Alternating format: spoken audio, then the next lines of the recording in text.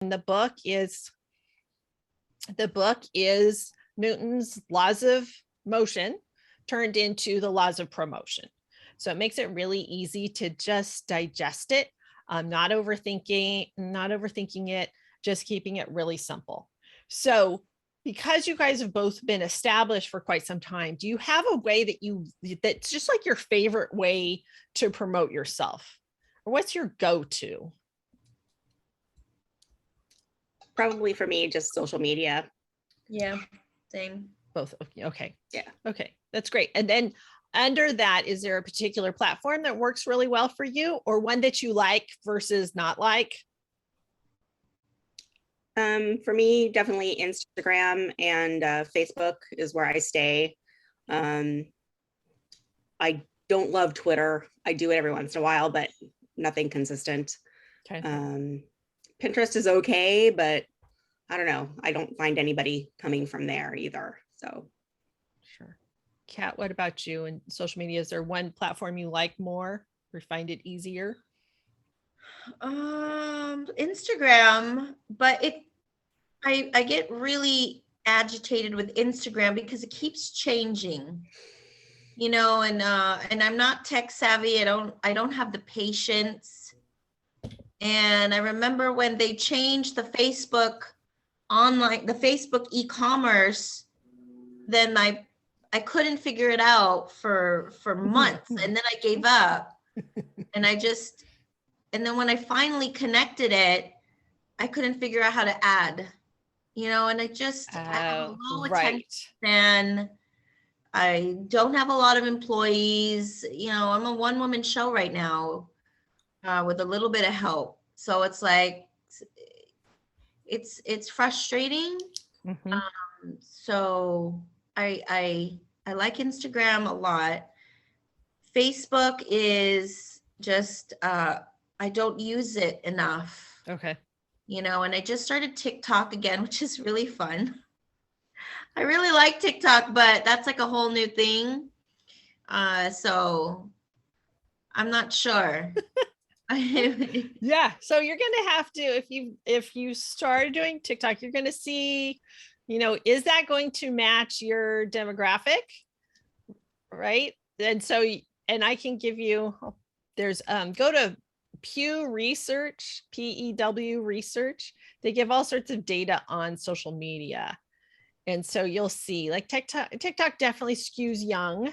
Yeah. And then it's, you know, just like making the videos and then I post it on my Instagram. Okay. Oh, so it's crossover. It's so much easier than Instagram. Instagram keeps changing. It's really irritating. Oh, interesting. Yes, that is the down part of all of these, is that they change. Okay, yeah. So let's get into this. So you can definitely have your favorites. You need to know, you're going to take this tool that we're going to do tonight, and you're going to match it up with the tool that we did last time. Austin said someone else is in the class. Did she join, Austin? I don't see her. Yep, it's Liz. Liz, I don't know if you want to unmute yourself, Liz, and quickly introduce yourself.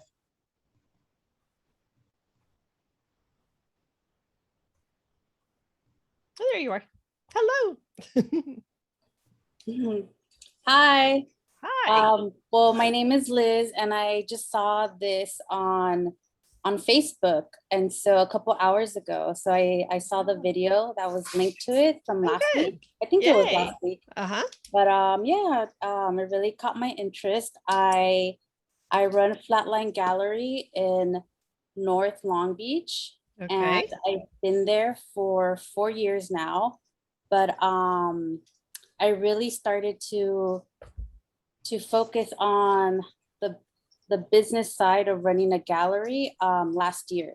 So I'm also an artist. My studio's in the back and it's a storefront. So I started off with doing exhibitions just for fun, but I really wanted to make it my career. So I'm just really getting started, even though I've been there for 4 years now. Oh, that's exciting.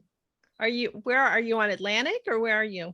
Yeah, I'm on Atlantic and 61st, right next to Bodega Market. Okay, very good. Well, welcome.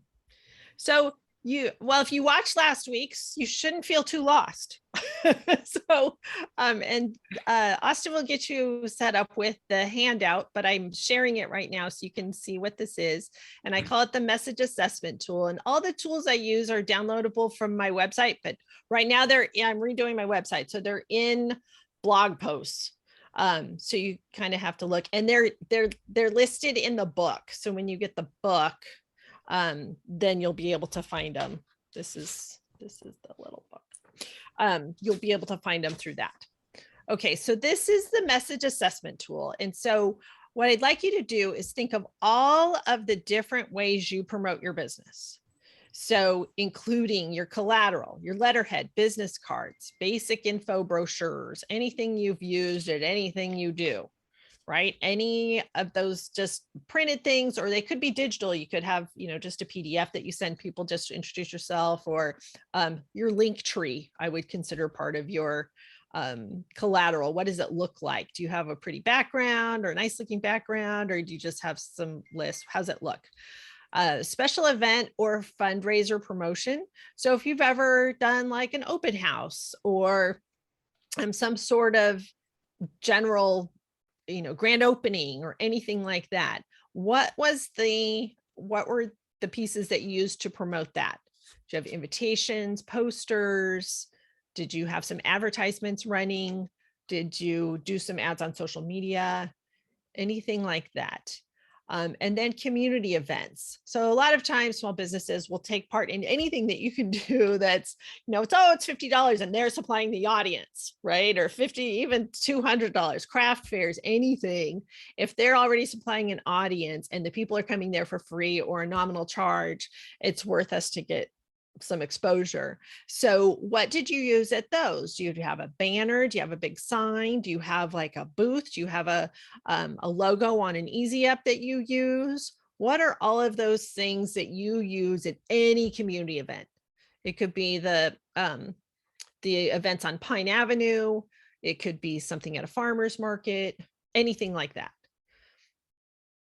And then news media coverage. So have you sent out a press release? Have you done anything in print or in broadcast or online news sources? So that'll be almost all of the print news has an online news source, right? And LB Post is only online.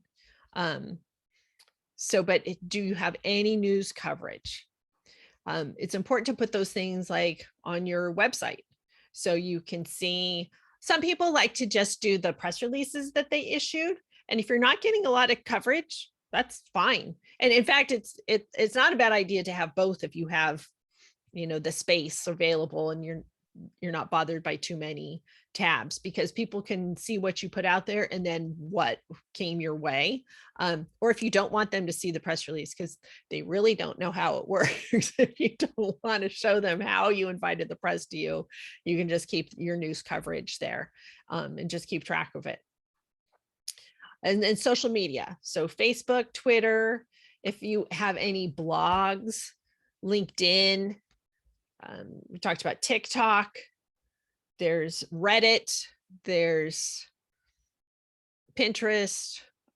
What else? There's so many. They just keep cropping up. Tumblr. So any social media that you've done, and then advertising. So any advertising that you've done in, did you do it in the DLBA directory or in the Press Telegram or the Gazettes or on LB Post, any sort of advertising that you've done. Okay, so you want to take stock of all of those and you're going to put them in this left side. So your promotional piece or effort. So the letter, your ad, brochure, even if it's phone calls. So even if you just pulled out a directory and went, I really want to work with preschools. I really want to work with, whatever it is, you could find a category and just start calling people. Okay. And then when you're doing all of this, then think back to what the call to action was in each of those pieces. Was it just do this on social media too? You know, when you placed a Facebook ad or something and it says, what do you want them to do? They sort of guide you through it. If you've ever done that, Facebook says, well, what do you want to do? Do you just want to drive more people to your Facebook page to like you? Or do you want them to buy? Do you want to direct them to your buy button? What do you want to do? So you need to make sure that anything you're doing has that instilled in it. It has a call to action. So whether they're going to join you at an event, they're going to sign up for your e-newsletter so they find out when you have sales, they're going to follow you on social media, whatever it is. Jot that down in those columns. And then how much resource did it take? Did you have to hire someone to produce the thing for you? Did your sister do it for you? Are you doing it yourself and staying up until midnight? How much time is it taking to do things? Like some things where you're like, oh, it's fabulous. And that's where my market definitely is, but it takes so much time. Pinterest is one of those things. It's a rabbit hole of beautiful pictures. And then if you're like, well, I can put these beautiful boards together and have all of my stuff, but then if people don't click on it, it's just a showcase. Right? So how are we making people, when they go there, then what are they doing?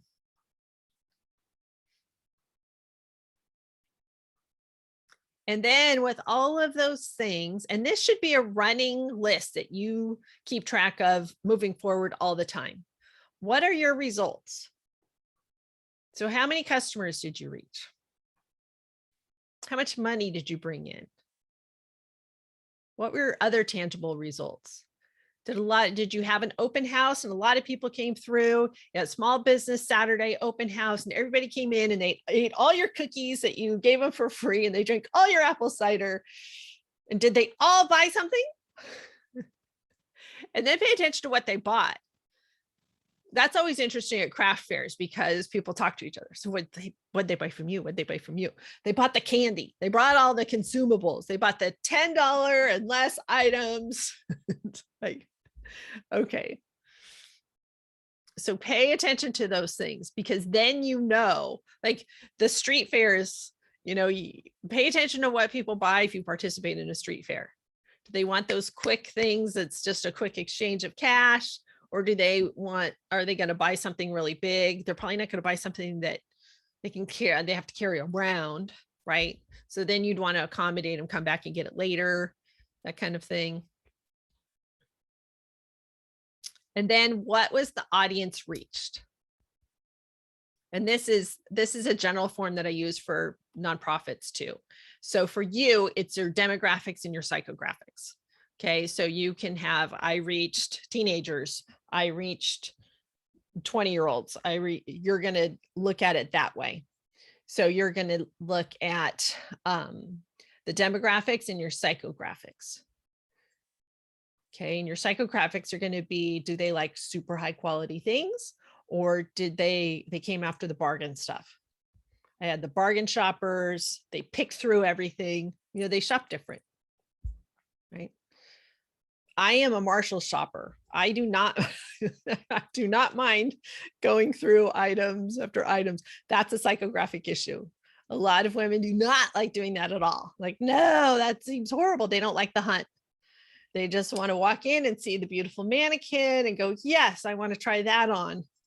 And where are those shoes? Do you have those? Right? That's not me. Find I got to find that gem. Okay, so take a couple minutes and just fill this out on your form. And I'd encourage you to write it because that helps you process it. The journey is the thing. It's the process of going through these things in which you'll discover what you need to do.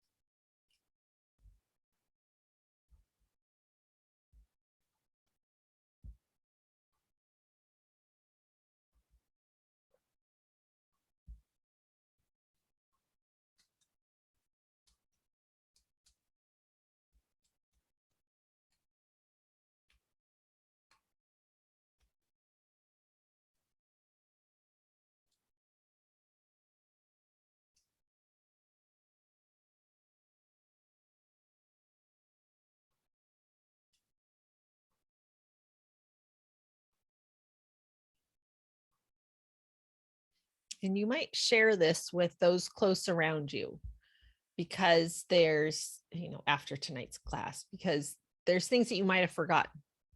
They're going to go, oh, remember you had that blankety blank promotion and it did so well. And they may see so well differently than you see so well.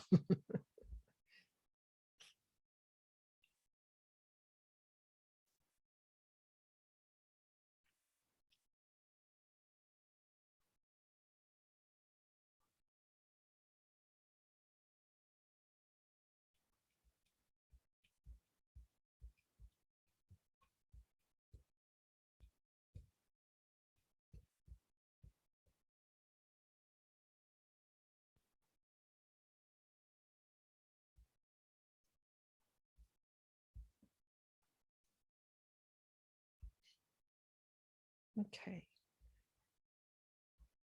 So I could tell by the time you guys have been taking on this, that none of you have done nothing, right? You've all done something.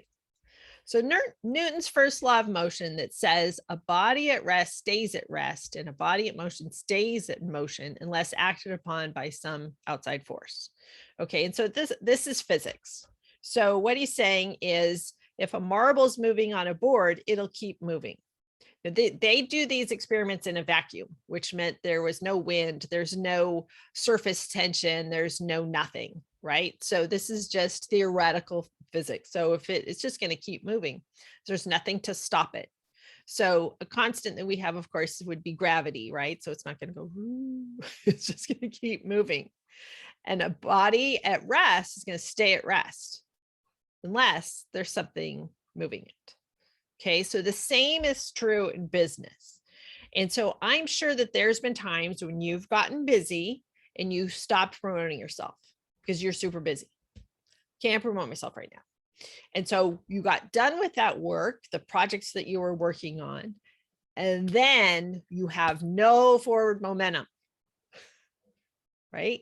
So now you're like, oh, where are my customers?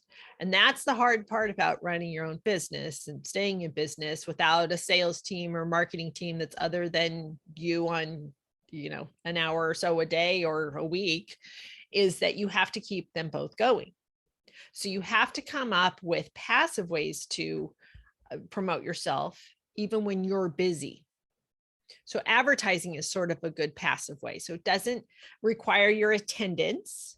It doesn't require you handing a person something, right? So if you put an ad in, a downtown directory or the Press Telegram or in the Gazettes, that ad is being seen by everyone who picks up that newspaper or logs on to that news site each time they do it. You didn't have to be there to do it. So it's just passive, right? So that's a good way to stay in motion, even when your nose is to the grindstone and you're moving forward. What happens? Have you ever been in a situation where you've been doing too much?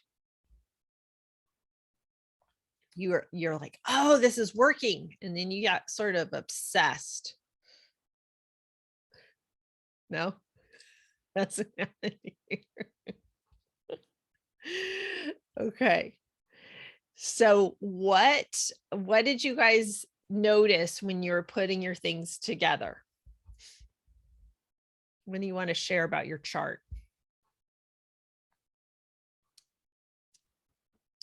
So I definitely feel that I'm hitting my target audience of what I'm doing. So that's a good thing. Results, though, is a really hard one to figure out. If I've brought in, if that has been a tangible result. So that's hard. But I know there's more stuff to do.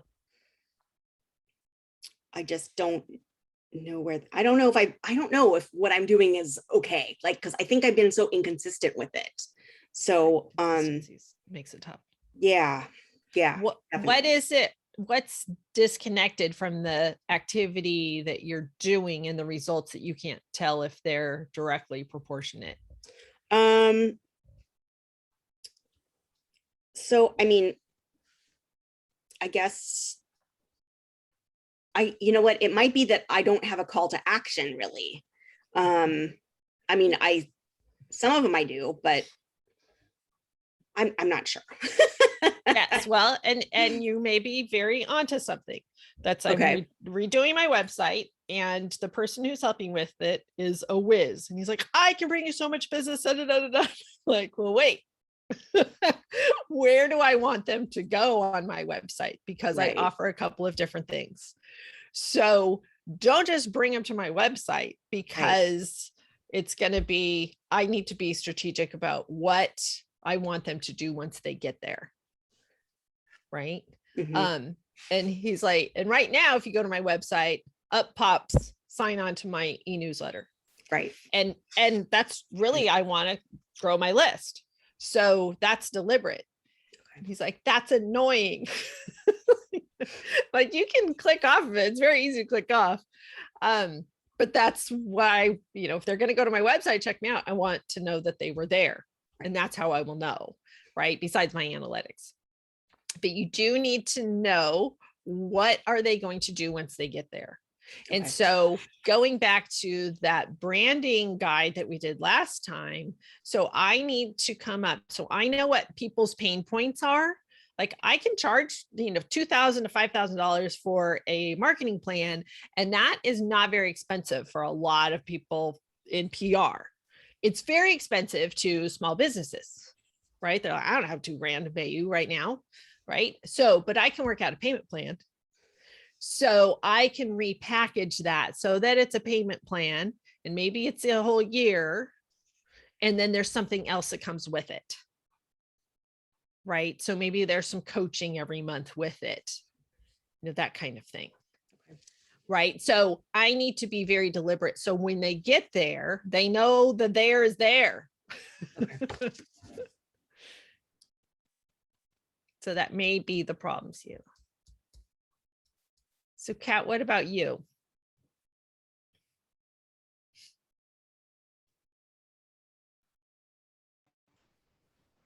Can you hear me? I can. Okay.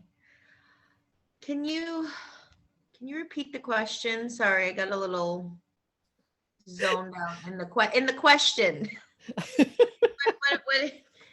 what? So when looking at your chart, when you filled out, did you have any like, oh, I get it.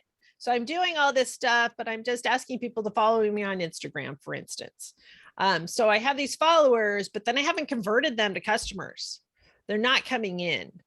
So how do I get them to come in? And so when you're filling out a chart like this, that may show you something, and it may show you that you're spending your resources on the wrong thing. Like if you, like Pinterest is a perfect example. You could spend hours and hours and hours in creating the most beautiful boards for your target audience, which is women. But if there's not either a way for them to buy right from there, or do something else that you want them to do, you might as well just be doing nothing. It didn't make any difference, right? If there's not a call to action that's converting them.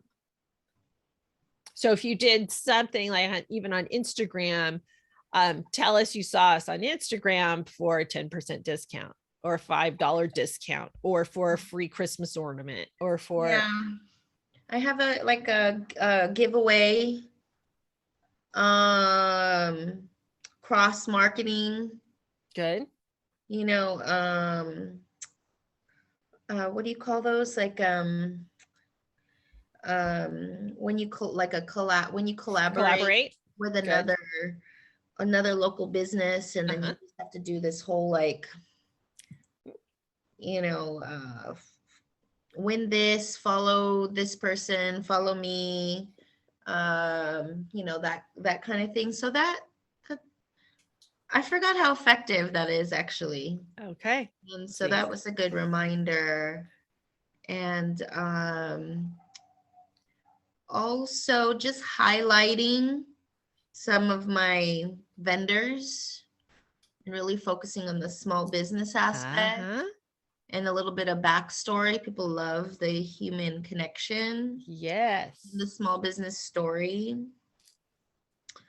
That's all I have for right now. That's good. A lot of those, a lot of social media stuff, but it's a lot of work. It's a lot of work. So pay attention to those resources, because if you're spending a lot of time on that and it's not paying off, you may need to shift something. And there's no shame in that. We have this frenzy and this addiction with social media, but it's just a tool, just like anything else. So if you write a press release, have you ever sent out a press release, Kat?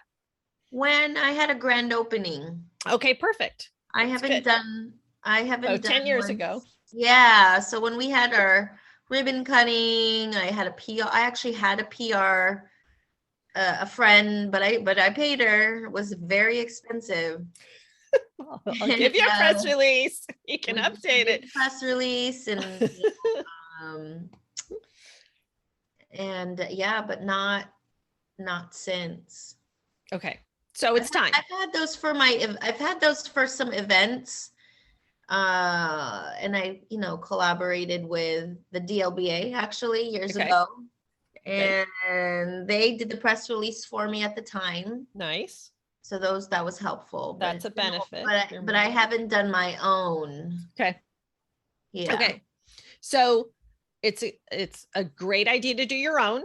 I would even anchor it on Small Business Saturday.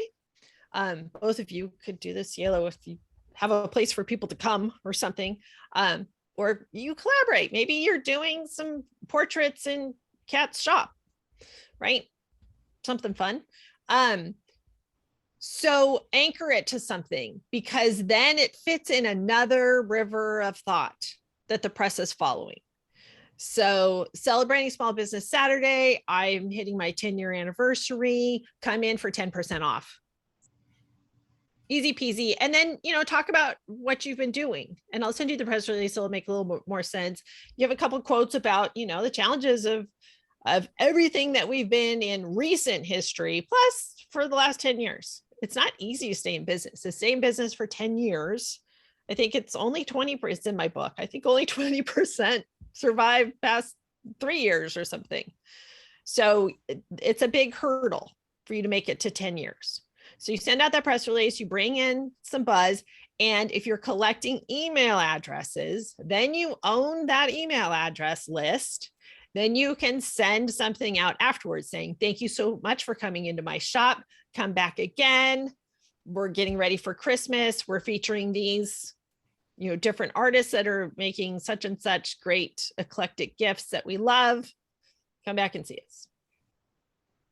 And if you change your name, Eclectic Cat, I like that. That would be a good time to do it.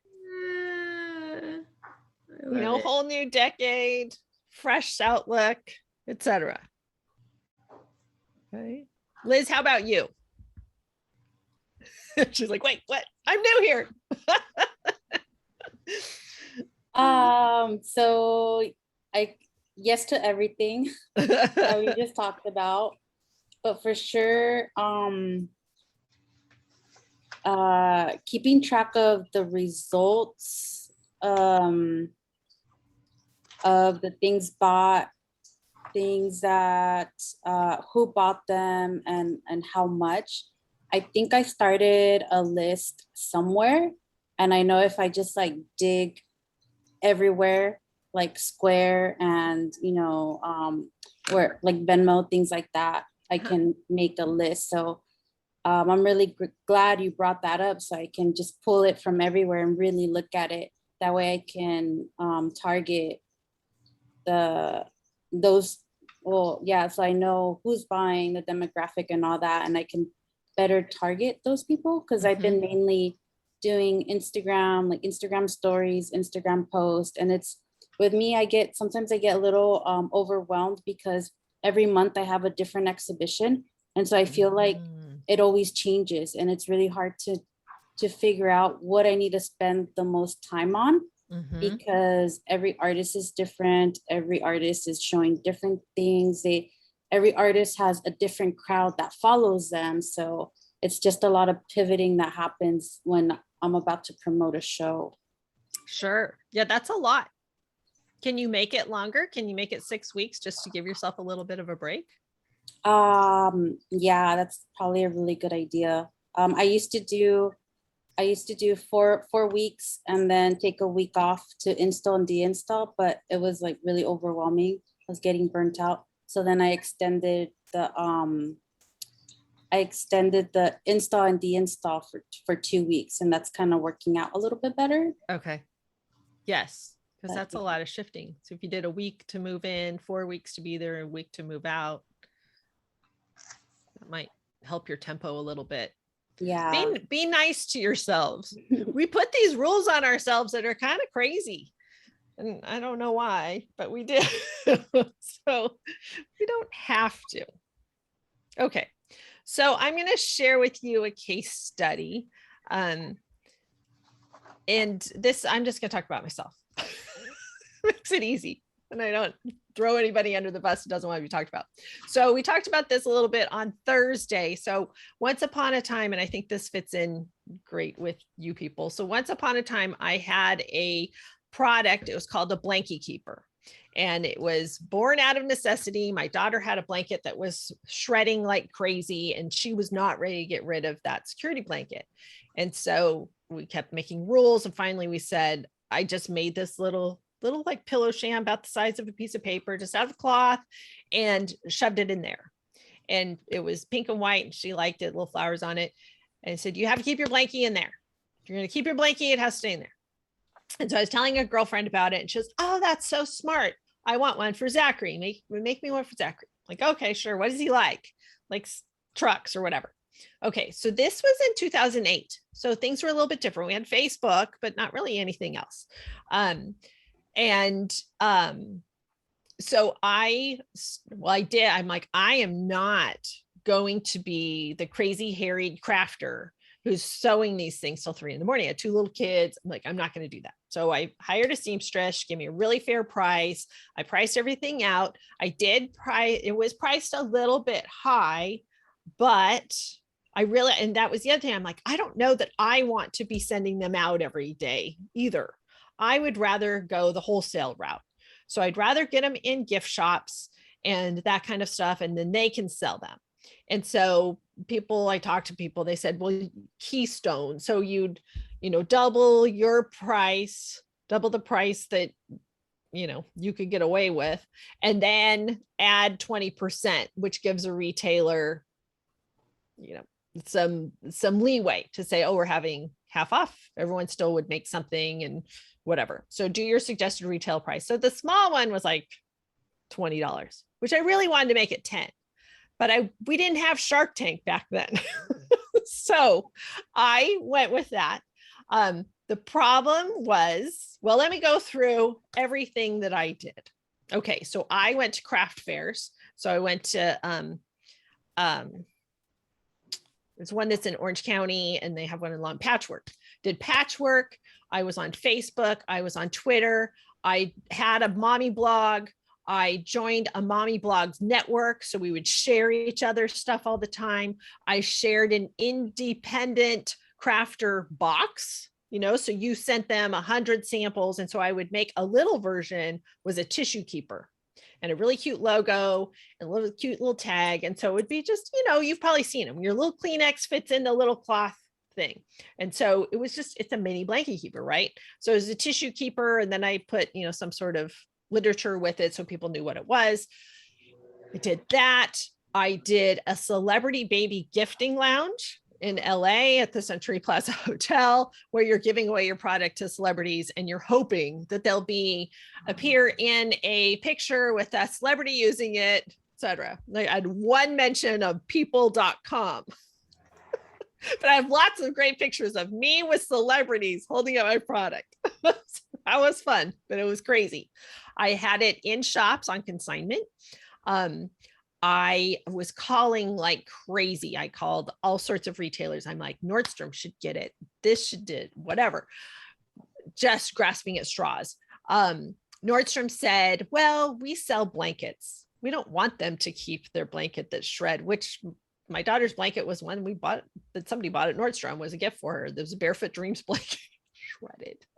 We just want you to buy a new blanket. I'm like, kids don't work that way. We don't just go, okay, sure, I'll get something. No, they want that one. I donated them in big baskets. I had 3 sizes. So I had a little one, a medium one that would hold like a twin size blanket, and then a large one that would hold your crib bedding.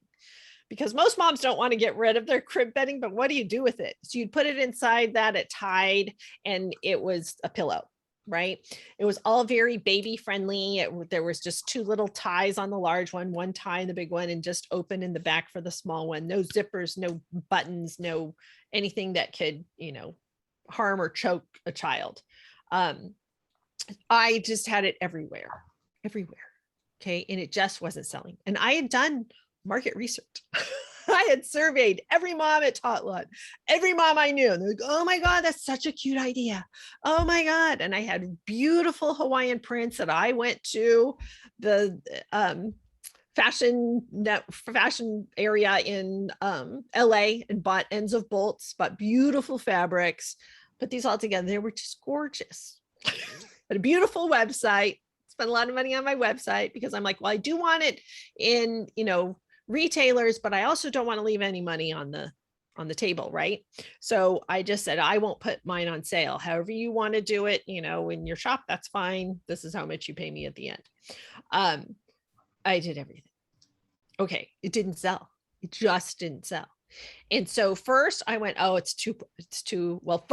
Very first, those stores where I had it on consignment started closing because it was a housing crash.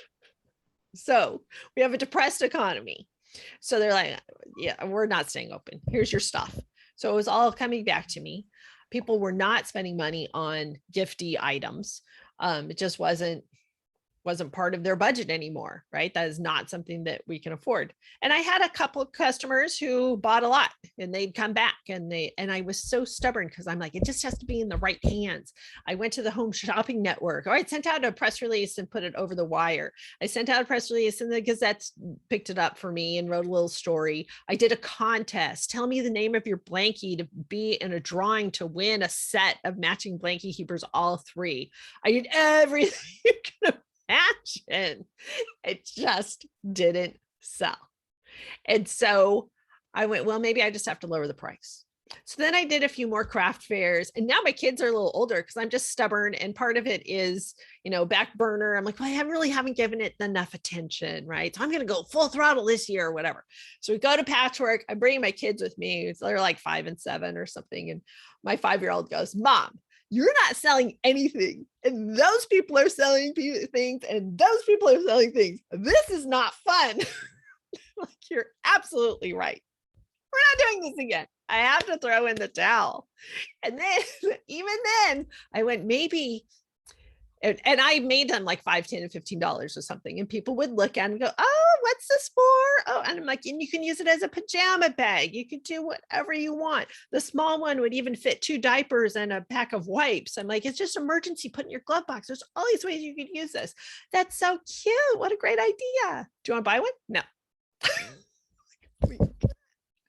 So I lowered the price. I made it a kit. You can make your own. Still didn't sell on Etsy. I'm like, oh my God. The problem was the product. People just didn't want the product. It wasn't the price. I had promoted it every single way I could. Home Shopping Network did call me and say, I finally, people kept saying, well, I would want a kit. I want a blanket with it. I'm like, but it's 4 blankets that fall apart. I want to say my blanket's going to fall apart.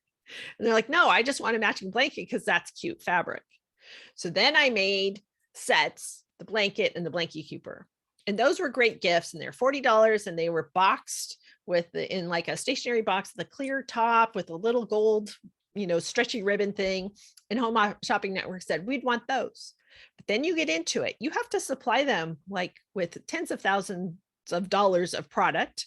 You have to pay for your spot, and then you have to be able to fill it. Well, I didn't have a supply chain like that. I was doing ends of bolts. I'm like, there's no way. It's like, if you ever saw the movie Joy, that's a perfect representation of what really does happen on Home Shopping Network. And she's the lady who made the mop that doesn't, the self-wringing mop. Okay, so it's her story. And that's exactly how they were. I'm like, I don't have $15,000 worth of product to ship to you. So you can, I'm like, oh, this is not going to work. So, and if it doesn't sell, you have to bring it all back. And it's, you know, you're out of luck for whatever money you spent. Okay. So it was the product. So years later, well, not long after, I put all that fabric on Etsy just to sell as supplies. And here came COVID and I sold 85% of it. Because fabric stores were closed and everybody wanted to make a mask. There goes all the fabric. Timing is a big part of success. Okay. And years later, I watched a video from Damon John from Shark Tank, and he talks about proving your concept, which I didn't do. So I should have proved the concept. And he was talking about his product, FUBU, that he sold his FUBU clothing out of the back of his car, dirt cheap, just to get it out on the streets, just to have people sample it, walk around with it, create some buzz around it. And that's what I should have done. I should have gone to Patchwork with a $10 item and just got it out there, let it catch on, and then moved my pricing up. So you can look back at your 4 Ps and you're going to probably find like, what's not working? You know, what is it that's not working? And timing is a big issue too, which is outside of that, in addition to, okay, and I could probably give you 25 more examples, but I did everything. I can't say that it was a promotion because I tried everything that was available to me. In a smaller scope, right? Because I was just really focused on Southern California. Okay, so as I'm telling you this story, were there things that you are related to, or it made you think of things that you do or don't want to do? Like I was moving, right? I was a body in motion, but it wasn't giving me those results. So as a body moving in a circle, because I wasn't gaining momentum towards any sales. Right? So you want to make sure that you are gathering forward momentum, and it's not just the motion that you're experiencing is not just you in going around and around in the dryer, just trying to promote yourself.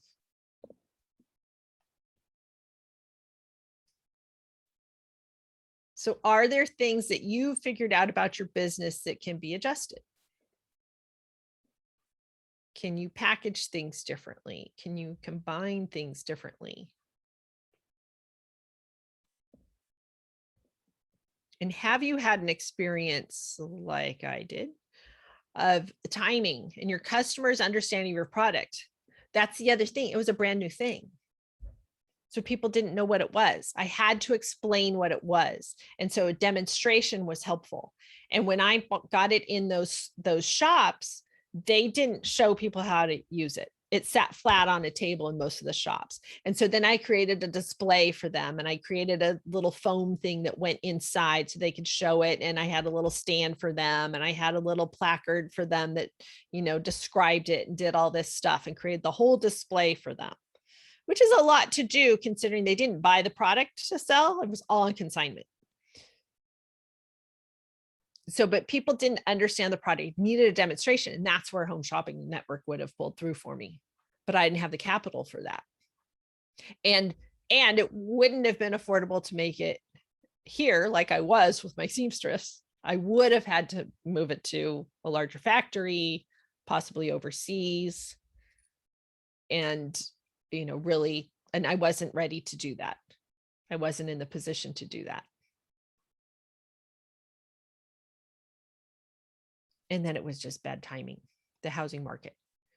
So coming out of COVID, I'm sure that's been a timing issue for you. Do any of you have something that worked during COVID? Were you able to pivot quickly and do something with what you had, with your resources? Kat? Yeah. Plants. Oh, Yeah, we were on lockdown. I was not ready for a shutdown, and it was terrifying. I'm an inventory based business. You know, my online store was half-ass, and I was short staffed, which ended up being a blessing. mhm. And you know, obviously doors are closed, but I had strong social media. So but you know, we didn't get too much warning. We kind of knew, but I mean, we thought, oh yeah, it'll last like what, a week Couple or two? weeks, I don't know. right? Anyways, so it was kind of by accident for me, because you know, we had to close our doors. And I was like, well, shoot, what am I going to sell on my social media that I know people might more than likely buy? So I was like, well, I have plants already. Let me just get the plants. And then I said, oh my God, I think the nurseries are closed. So, like the day after we got shut down, I just went to one of my suppliers that I knew was still open. And I like overbought. Like I panicked. Like, you know how you go grocery store shopping Yeah. and suddenly you're When like, you're oh, hungry. I've bought way too many groceries. Well, it was pure panic mode. So I came home with a truck full of plants, and my husband was like, are you kidding me? Like, your doors are closed. How are you going to sell this? And so I just pivoted, worked my ass off, and we delivered as much as we can. My whole family in the car. My son's eating dinner in the back of the car, and we're delivering everywhere that anyone placed an order via social media. And then everything changed after that. That's what helped me get through till June. That's good. And closed. So yeah, it was pretty crazy. That's good that you found a product that worked. That's amazing. Yeah, it That's is. so cool. Very smart. It was tough. I mean, my son was eating dinner in the back of the car just because we had to get on the road to deliver wherever. And we weren't in just Long Beach. I mean, I promoted like, you know, kind of local, but we were going to Ranch Cucamonga. We were going down to Oh my Pasadena. gosh. I mean, we had people placing big orders. So we were driving out to like San Marino. I mean, it was insanity. And we were like, my husband's like, nope, you're not driving by yourself. So we're loading up the kid in the car with dinner, and we're heading out as soon as his work day was done. And we did that until we opened the doors in June. Wow. And it got us through. That's great. You have to put that in your press release. Oh. Part of your story. That's very smart. See how resourceful you are?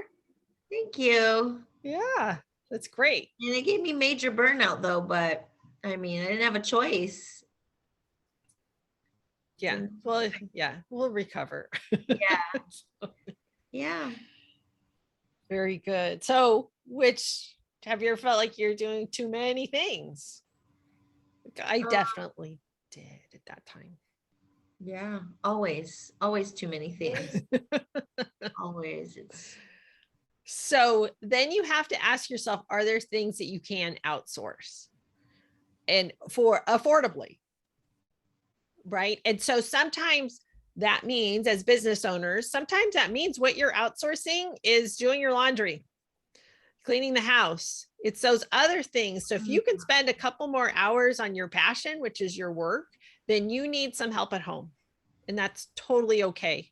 Maybe you need some help just driving children around, or, you know, something else. So you have to look at your whole schedule of your week and figure out where you can spend some time and what's working. Spend time on what's working. Cut out the things that aren't.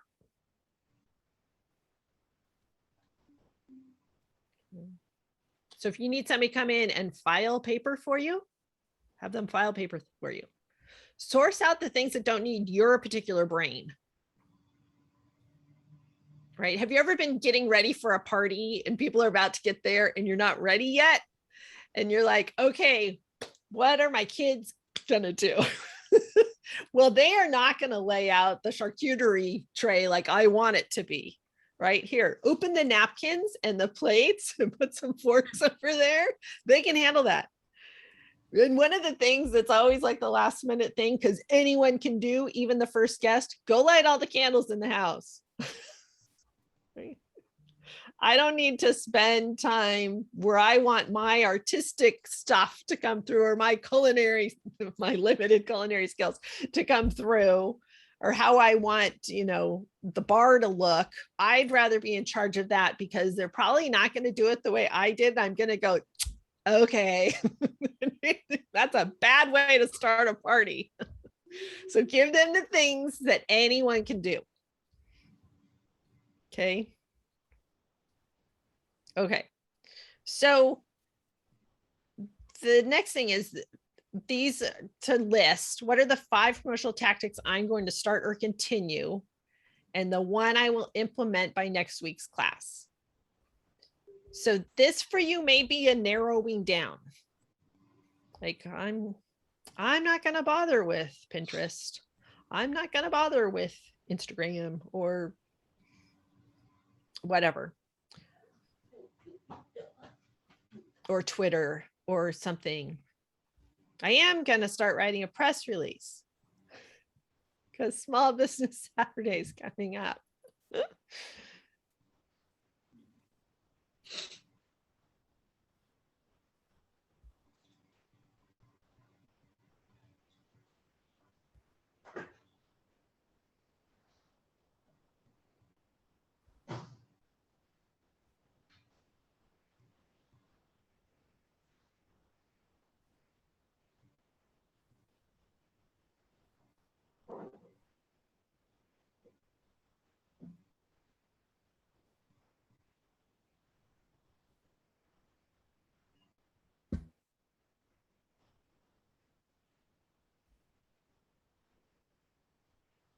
And I hope that one of those promotional tactics will involve a collaboration of some sort.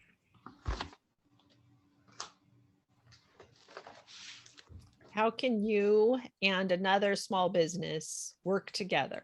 At least one other.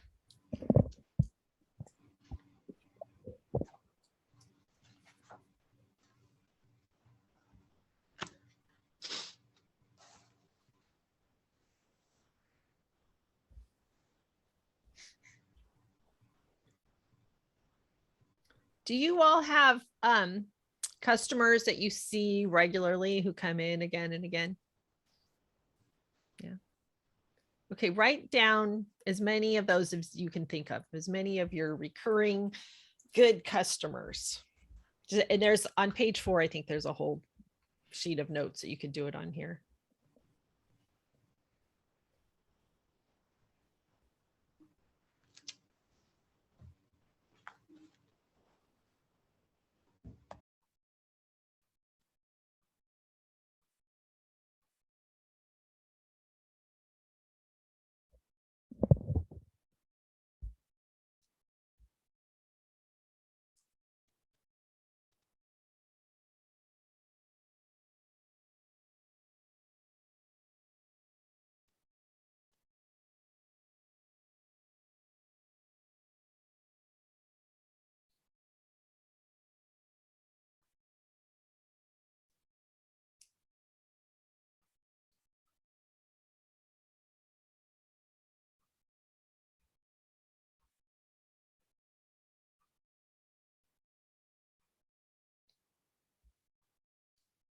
Can I just ask a question really quick?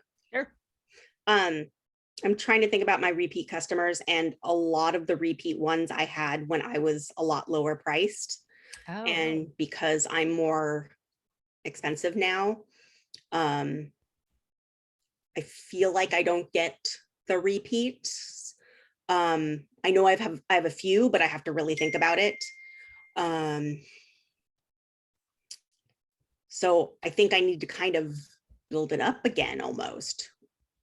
Could be. Yeah. Yeah, if you could, unless, I mean, are you more expensive because your expenses went up, I'm more expensive because I'm trying to make a living, not just. Okay. It's not just a hobby. Exactly. Okay. Yeah, So you are worth every penny you get. definitely. So don't lower your price if you don't have to. Right. So if you want to every once in a while do a sale, and that's when you see those people, Right. fine. Yeah. I would stay with with the pricing that's going to make you feel comfortable and not feel like you're giving yourself away. Right. Because you don't want to resent your customers. Yeah. And that's what happens. And sure. that's no longer fun. Yeah. Doing all this work. Yeah, exactly. Right. So I think I need to sort out my prices. I mean, I've redone them to see what makes sense for me and what works for the majority of my people. And it's difficult. It's really difficult, especially with this. I mean, with being an artist, right. Liz would know that. Right. It's hard to price art. So yeah, it's definitely got to rethink a few things. We talked about that last time to do the the low, medium, high pricing, and people will probably go in the medium. Exactly. And then there's going to be a couple of people who, if they take the high, it evens out the low. Right. But you also don't want to price yourself too low. Exactly. And then I also do actually, who I have repeat customers is schools.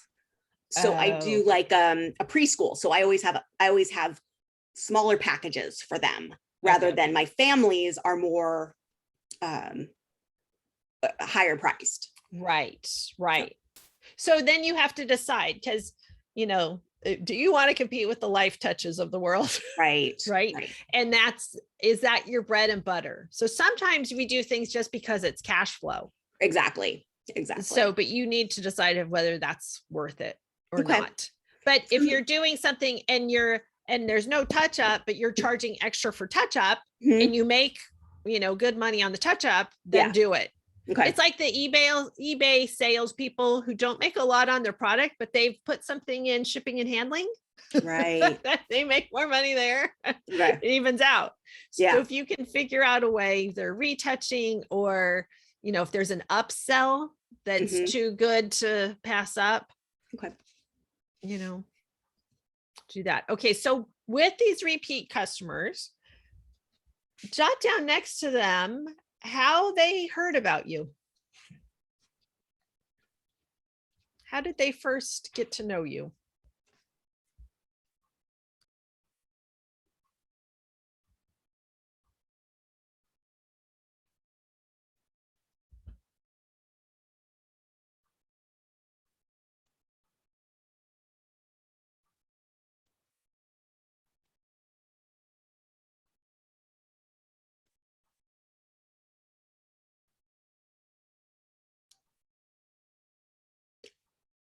I'm thinking word of mouth is a huge, huge way that people hear about.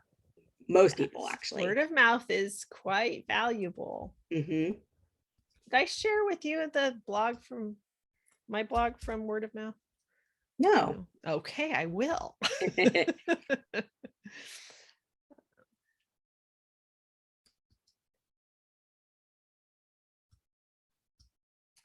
Yes, word of mouth is still very viable and important. How about you, Kat? How did people find out about you? Your 5 or 10 or 20 recurring customers, how do they mostly hear about you? They your Instagram followers? From just coming in. Okay. I definitely pedestrian traffic. I definitely feel that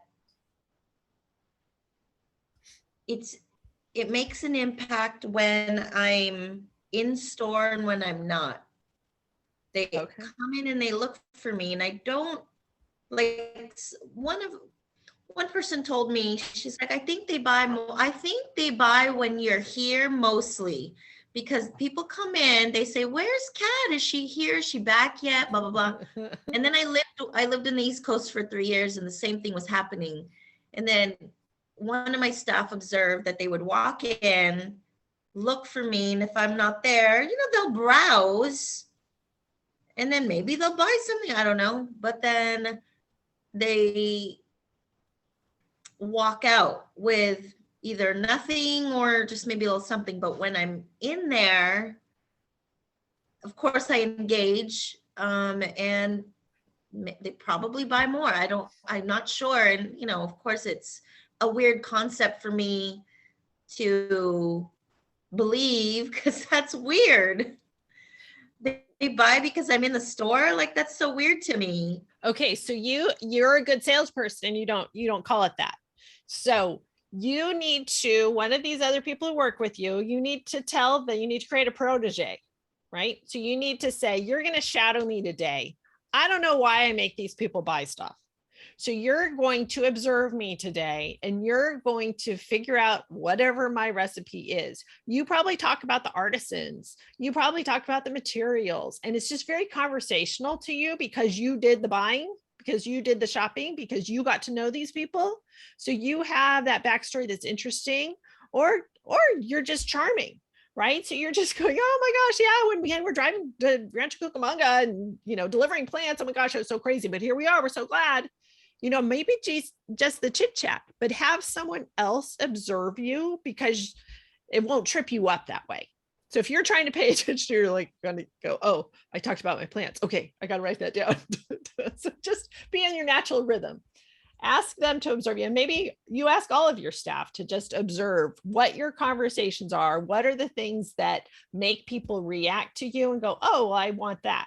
When I worked at the Limited, okay, I'm a scarf person. I would, anytime I showed somebody how to tie a scarf, they bought the scarf. Okay. So I would do these fun things. I'm like, oh, this is so pretty. You're going to love this. You just do this and you just do this. And I'd put it on. I'm like, look, see how pretty it is that way. And they're like, okay, don't untie that. Take it off your head, put it in the bag. But I would show them how to do it. So then they'd buy it. Oh, I don't know how to do it. That's a big thing for people. They don't know how to do things, right? So maybe you're showing them how to do something. You're suggesting to them, this would be beautiful on a table skip. If you have big brunches, oh my gosh, these would make the cutest little tchotchkes. And, whatever you're doing it right. And you need to create and then proteges. They just come back. And they just come back. And then they find me on social media. And then they engage with me on social media. So it's like in-store and social. So it really is like a connection. Right. And yeah. Right. So they feel like, which is great. And that's good PR, right? So you're creating that relationship. You're creating that friendship. They know they can count on you. And so if you create little minions of yourself, then you don't have to be there all the time for there to be really good, decent sales going on. And maybe you create a contest with your salespeople too. It doesn't have to be commission, or I don't know how you pay, but you could do, a night out, a gift certificate for someplace on, you know what you could do? It's a collaborative. You can get some other downtown businesses. You can exchange gift cards to use as employee incentives. Oh. Right. So if you each traded $25 for this or that. Right. I like that. That's interesting. And then nobody's out, but everybody's now intermixing. Okay. So when you, and Liz, how do people know you? So word of mouth also? With me, it's been through networking. Okay, good. So a lot of people, now that I'm looking at the list, it's people that I met through other art events, or people, acquaintances through school, because I went to Cal State Long Beach with to get my BFA. Good. So just mainly networking, except for one person that he comes by because he found out about the gallery because of the artist that he followed that I showed. Oh, nice. Okay, perfect. Okay, so now go back to that little list you made of the 5 tactics you were going to do. Do you have word of mouth on there? Do you have networking on there?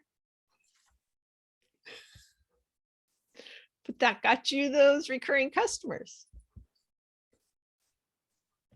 So let's do those things. Let's do those things that work. Spend more time on that. Right. It's important to have a digital presence because that's where people are going to, they're going to meet you, then they're going to look on their phone, they're going to look at your website, look at, whatever platforms you have. And no, I've never heard anyone going, oh, she doesn't have TikTok. Well, forget her. Never heard anyone do that. They just go, they're not there. Oh, she's on Instagram. She doesn't really post on Instagram. Oh, she's a Facebook girl. Yeah, okay. Follow. There's no shame. We put so much pressure on ourselves and we don't have to. Okay, so Austin put a note in here. So when you're exchanging like gift cards and stuff, you can work with the East Village businesses or Pine Avenue restaurants. Help each other.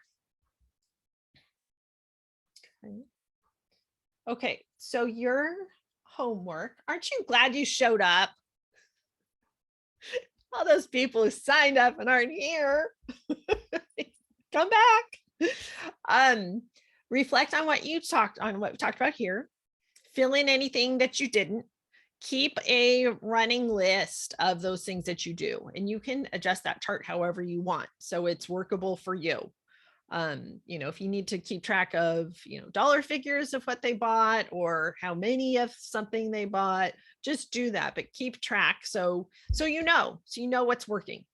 And when you meet people, that should be one of your first questions. If they're just calling you out of the blue, how'd you hear about me? You want to know that. They might surprise you. I saw you on LinkedIn. Okay. Do you guys have any questions?